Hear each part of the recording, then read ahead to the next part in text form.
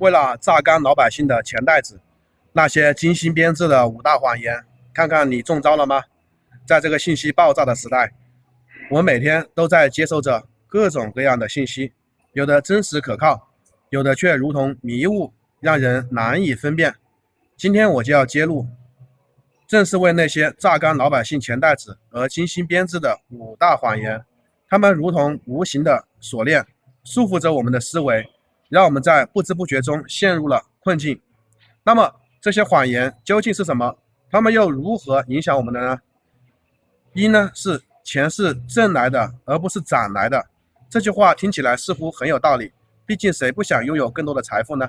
然而这背后却隐藏着资本家的阴谋，他们利用这一观点鼓励我们不断消费，仿佛只有花钱才能够证明我们的价值。但事实呢，普通人终其一生又能挣下多少财富？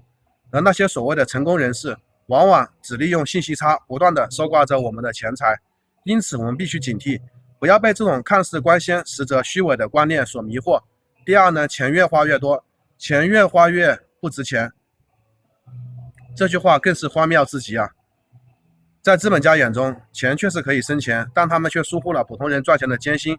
他们试图用这句话来误导我们，但我们相信花钱就能带来财富的增长，但事实却是对于普通人来说钱越花越少，而物价却越来越高。因此，我们必须保持清醒的头脑，不要盲目跟风消费。第三，理不理财，财不理你。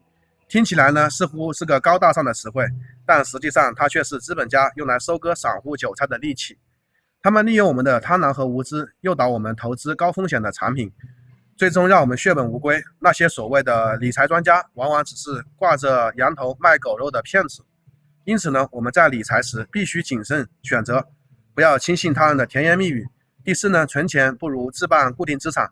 这句话听起来似乎有些道理，毕竟固定资产如房产等确实具有一定的保值增值功能，但对于普通人来说这却是一个巨大的陷阱。因为固定资产需要投入大量的资金，而且流动性差，一旦遇到紧急情况就很难迅速变现。因此我们在选择投资方式时，必须根据自己的实际情况和风险承受能力来做出决定。第五呢，鼓励民众积极消费。这句话听起来呢，似乎在为我们着想，但实际上却是资本为了榨干我们的钱袋子而精心设计的陷阱。他们试图通过各种方式来刺激我们的消费欲望，让我们在不知不觉中陷入债务危机。因此我们必须保持理性消费的观念，不要盲目跟风或者超前消费。面对这些谎言，网友也是议论纷纷，众说纷纭。